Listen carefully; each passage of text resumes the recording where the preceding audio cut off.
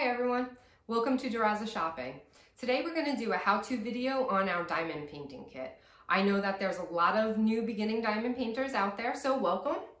And we're going to just go through and show you how to open a kit, how to use the tools, how to lay out your canvas, and basically just how to get started on your very first diamond painting. I know that I've come across a lot of people out there that have questions, say on the diamonds, for example. They get worried when they're pouring some in their tray that they spill some and that they're gonna have like this big missing area on their diamond painting because they ran out of beads. Most diamond painting kits usually come with plenty of beads, so you don't have to worry about that. So if you do spill some or you find one that's deformed, you can get rid of that and you don't have to worry. You will have enough to finish and complete the full diamond painting. We're gonna basically just get started here with some of the basics. Like, for example, I think everybody needs to make sure that their seating is gonna be comfortable to sit for a couple of hours, because I know me personally, I could sit there for 3-4 hours straight just doing my diamond paintings. So sometimes your back starts to hurt. You might want to get a comfortable chair like this, or something where you could put a pillow behind your back so you can lean forward a little. Also, make sure you're on a hard surface, a table, a desk, anything that you can be able to push your diamonds on. You don't have to push hard, but to get them to stick, you want a little bit of push. I know that I've tried even on those folding tables that have like a little cushion on top. Does not work. Don't even bother trying. Get yourself a hard top table. It will make your life so much easier. So with that, we're gonna open up the kit and get started. So as you can see, we have our diamond painting kit here. We have the box, you have the diamond painting itself, all the beads that come with it. You have your tray, your pen, and your wax. When you first get your kit, it's usually folded like this. And because of this, you have a hard time keeping it open. So you'll hear a lot of people, they'll say to put it underneath something, put books on it, tape the corners down. All of that does work, and you can definitely do that. But a little easier way of doing things is to simply peel back the adhesive layer.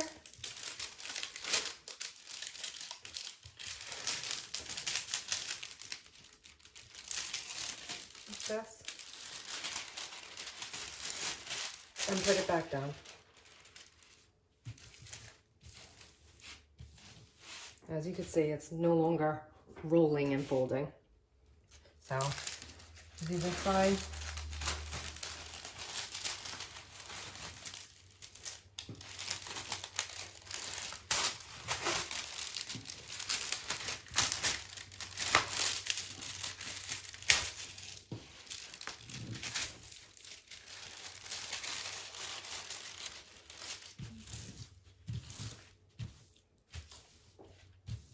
And like I said, if you want, you could still tape the corners.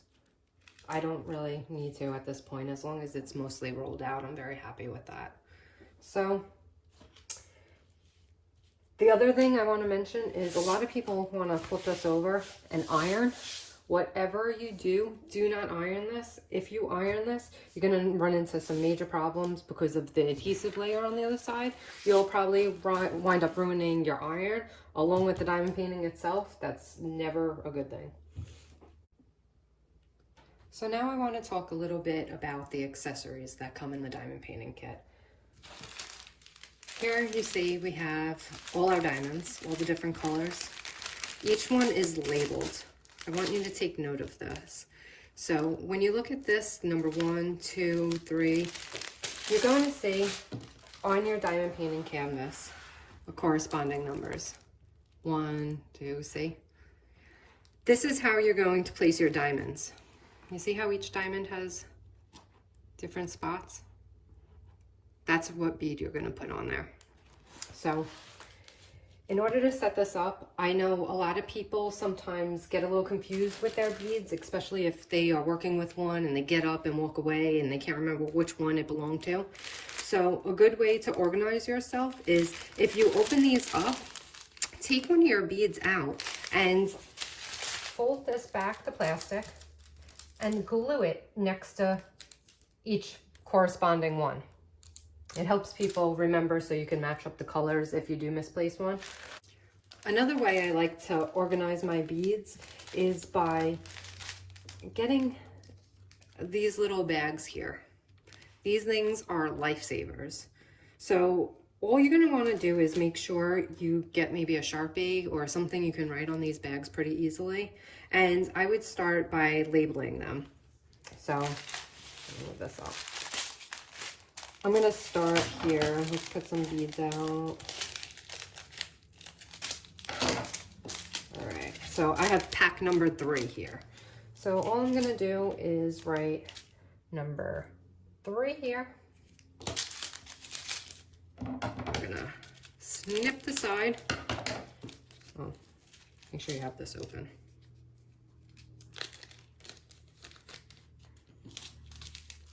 And simply take the beads and start pouring them in here. I'm telling you, doing this in the beginning is going to make your life much easier as you go through the diamond painting. And then you don't need those bags anymore and need to worry about it spilling all over the place. So, like I said, just go through each one of your diamonds. Make sure you have all your diamonds. That's probably a good way to start too. Another way of organizing these, especially if you're working with, say, a handful at a time, maybe you're only working with, 6 or something, an egg carton. If you take an egg carton and put them in the slots, it's just a little bit easier. Organize them by number. Another way is we sell these containers, and I have different beads in here right now, so I don't want to mix them up. But what I do is I label it like this, and I put the beads inside, and I stick them in here. So that works too. That's for when you start doing a lot of these. It'll probably make your life a little easier to get these. We have bigger ones, things like that. Okay, so now you're pretty much getting ready to begin. I do want to show you, put this out of the way. This is your drill pen, and this is your wax that you're going to get. This wax, believe it or not, does a lot. On a big size diamond painting, you might need 2, but that's the most. The regular 30 by 30s, 40 by 30, things like that, this one is going to be plenty. You're going to have tons. Another little tidbit is, I don't have any to show you, but a lot of people, I'm just learning about this myself, is starting to use blue tack. You know that blue tack you used to use to hang things on the wall when you were in school? That blue tack, if you do the same exact thing as this, apparently the blue tack lasts a lot longer. So what we're gonna do is peel this side off because there's like a little covering. And you're gonna take your pen and simply push it in. When you push it in, it fills, I don't know if you could see, this little hole right in there with the wax. And that's going to make it easy to pick up the diamonds as you go along. So we're going to get back to the diamond painting. And you're going to now choose which area you want to start with. This really is by preference. I know a lot of people come over to diamond paintings from doing cross stitch, and they like to start in the middle and kind of work their way out that way.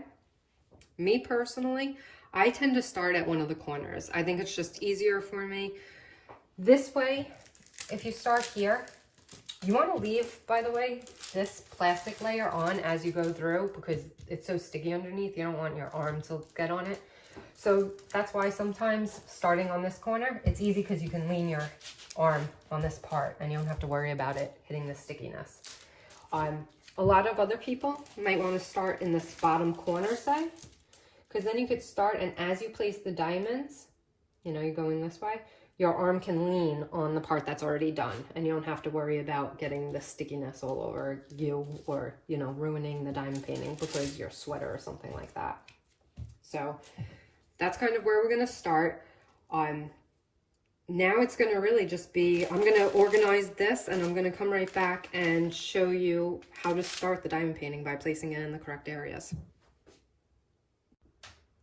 One thing I wanted to point out to you guys was in this video a little while ago, I showed you that you could write on here so you could label it.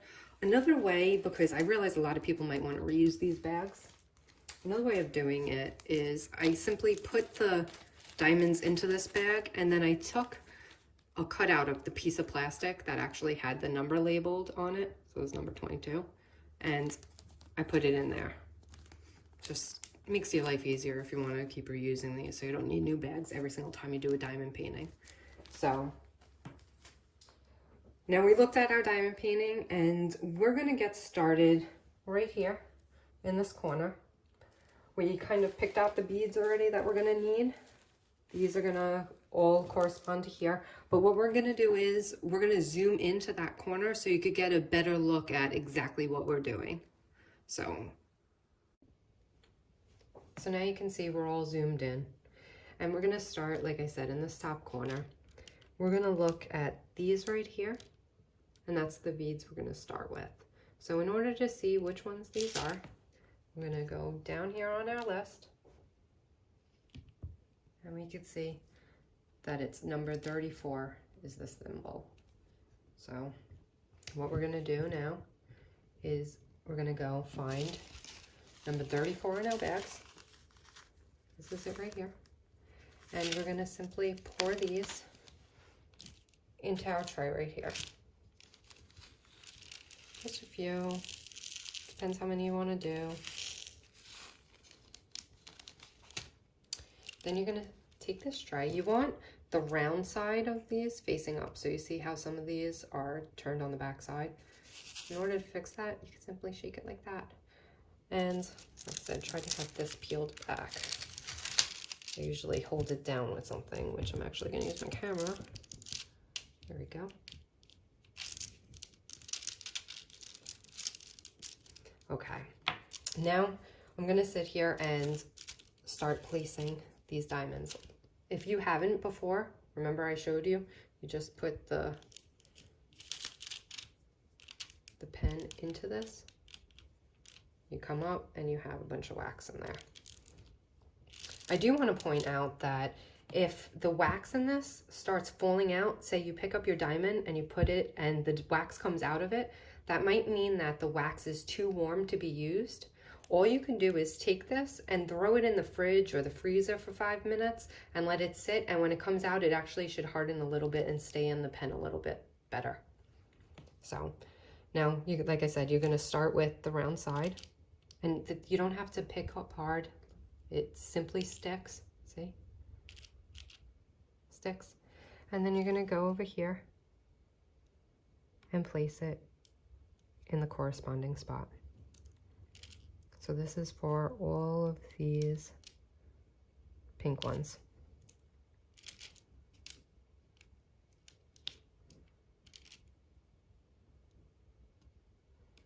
Some people like to do boxes and they finish all this right here. I'm gonna just kind of do the edges right here and then I'll fill in the other colors. I don't want to spend all my time just hunting down these little pink spots. Okay. I don't know if you could see, some of my wax came out on that one. If that happens, you could just wipe it off. It comes off, see? It's right here. So you don't have to worry about that either.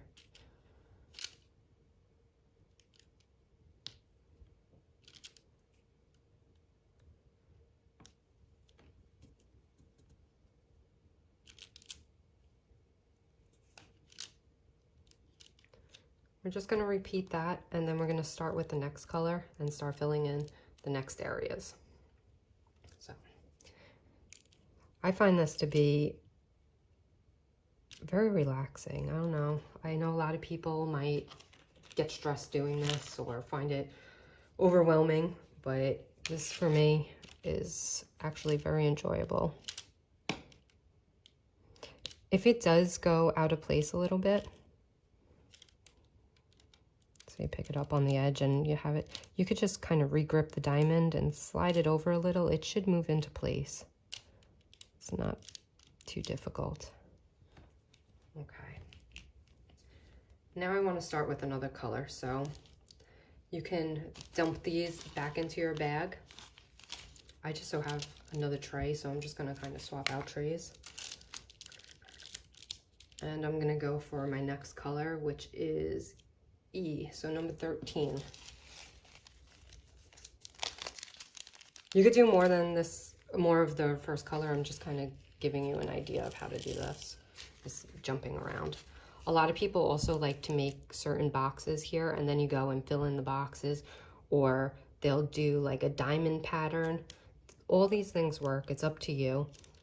I know that you can clip in if you kind of do like, here, skip a spot like that, and then you put one in the middle.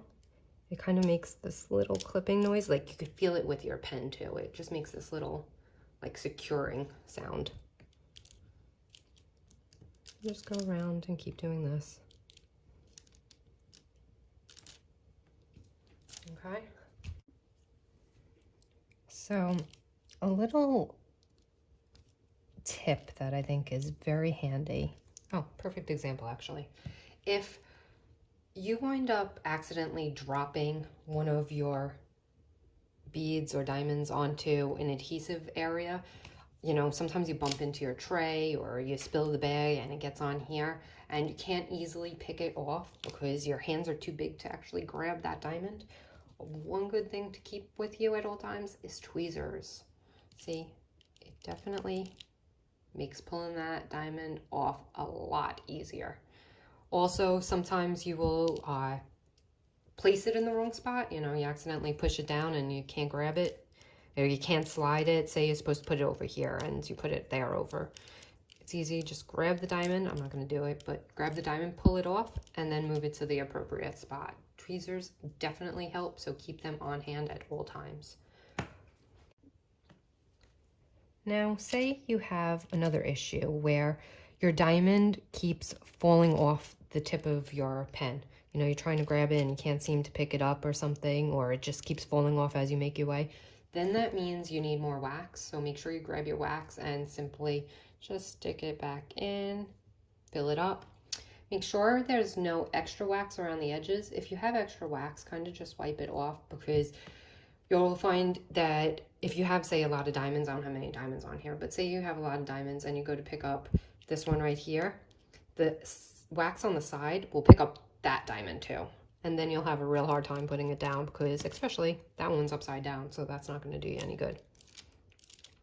It just makes your life a little bit easier. And then I would say when it comes to the actual time it takes to do a diamond painting, I wouldn't really put a time frame on it, because it can take some people weeks, years. It could take a day. It really depends on the speed you move, how much you want to get done, how much time you have in your week, things like that. So don't put yourself under any pressure to get it done, because it definitely is going to take a little bit of time. I would say this one's going to take me a couple of weeks, since I only have a few weeks here and there, a few hours, I should say, here and there on the weekends to get it done. Another thing I want to point out that is really good to keep in mind is the glue, the background on the adhesive right here, stays good for several years, approximately 10 years from when it was printed. So say you get tired, you can't do it for a little bit, you give up for a little while and want to put it away and get back to it at another time, you can wait a year, 2 years, and you can pick up where you left off, and you really shouldn't have any problems with the glue, as long as you keep this plastic background on, because that's going to be key to preserving your diamond painting. I actually like to keep it with it even when I roll it up. So lastly, I would say when you're getting ready to finish with your diamond painting, then I would start to put heavy books on it so you could get your diamonds to stick a little bit better, because sometimes the diamonds will pop off, but they do sell some stuff that you could seal it when you're all done. And then the best thing to do is get these framed and hang them on your walls. They make beautiful, beautiful wall decorations. And the bigger the painting, the little bit easier it is to make out certain areas of it. So keep that in mind too. You might want to go bigger, especially if you're going to be hanging it on the wall for an art piece. But other than that, I'm going to finish up this diamond painting, and we will see you in our next video. That will be more tips and tricks to do with diamond paintings. Have a good one.